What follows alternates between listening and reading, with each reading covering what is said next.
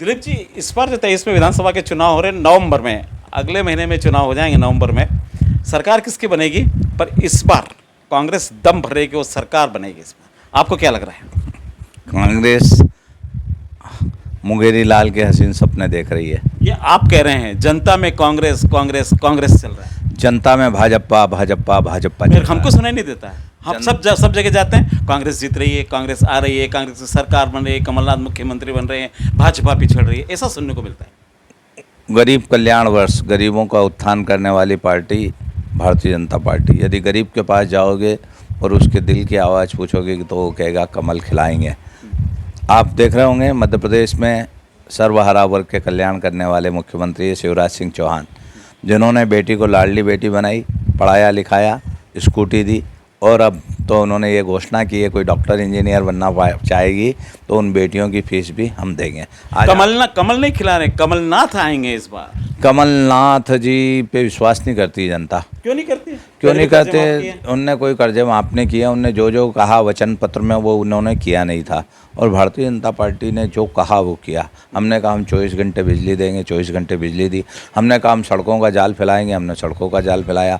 हमने कहा हम खेत का पानी खेत में रोकेंगे, गाँव का पानी गाँव में रोकेंगे, तो हमने जल संरचनाएँ बनाई। हमने जो पानी, जिसका पानी चम्बल, कोटा और झालावाड़ जाता था, वो पानी रोककर अब मध्य प्रदेश में नीमच और मंदसौर ज़िले के खेत में जा रहा है।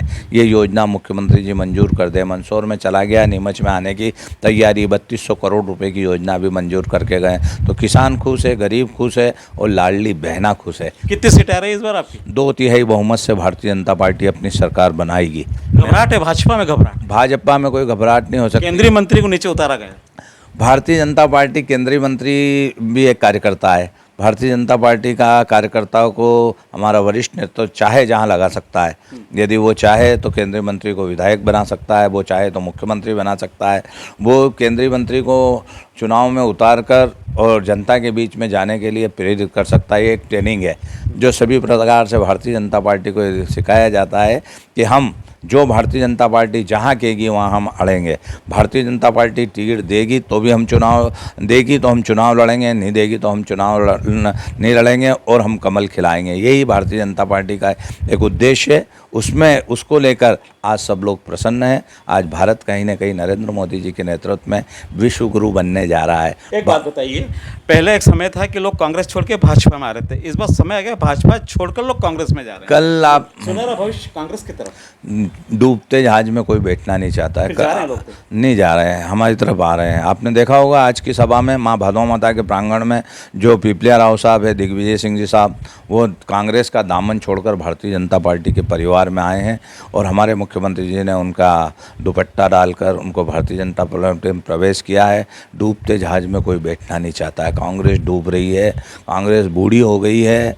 अब भारतीय जनता पार्टी की ओर पूरा विश्व और गरीब से लेकर सर्वहारा वर्ग के लोग आशा भरी निगाहों से देख रहे हैं कि भारतीय जनता पार्टी वापस प्रदेश में आएगी, केंद्र में आएगी तो हमारा भला होगा, देश का भला होगा, भारत कहीं ना कहीं विश्व गुरु के स्थान पर स्थापित होगा। कांग्रेस ए से लेकर जेठ तक भ्रष्टाचार करती थी।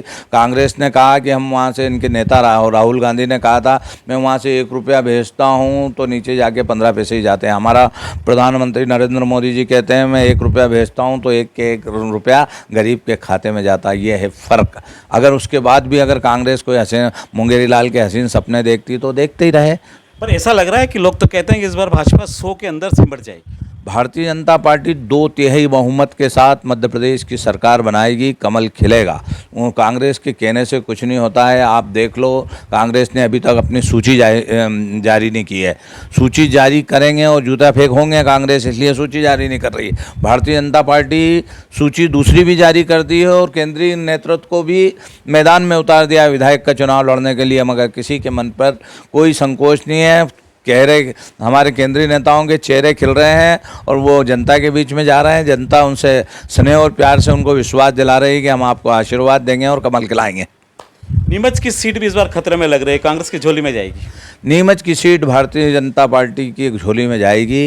ये संघ की नर्सरी है जहाँ राष्ट्रभक्त लोग तैयार होते हैं। यहाँ कुशाभाऊ मान्यवर वरिष्ठ नेता कुशाभाऊ ठाकरे जी, सुंदरलाल जी पटवा साहब, स्वर्गीय वीरेंद्र कुमार सकलेचा जी, मालवा के गांधी डॉक्टर लक्ष्मीनारायण पांडे जी, ऐसे अनेक, खुमान सिंह शिवाजी साहब, ऐसे अनेक वरिष्ठ नेताओं ने अपने खून और पसीने से इस जीने को सींचा है। तो मैं आपको ये कह रहा हूँ कि तीनों की तीनों सीटें और आठों की आठों लोकसभा की सीटें भारतीय जनता पार्टी की झोली में आ रही है। कांग्रेस को कुछ नहीं मिलना है।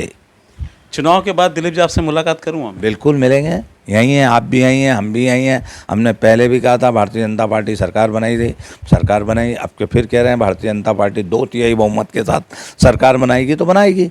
क्यों? धन्यवाद दिलीप जी। इलेक्शन के बाद मैं आपसे फिर मुलाकात करूंगा। किसकी सरकार बनेगी, कौन किसको मिठाई खिलाएगा? कमल की सरकार बनेगी और हम आपको मिठाई खिलाएंगे। कमलनाथ की, कमल की, कमल के फूल की, कमल के फूल की भारतीय जनता पार्टी की सरकार बनेगी और हम आपको मिठाई खिलाएंगे। देखते हैं किसकी। बिल्कुल। Thank you sir. धन्यवाद महेंद्र जी।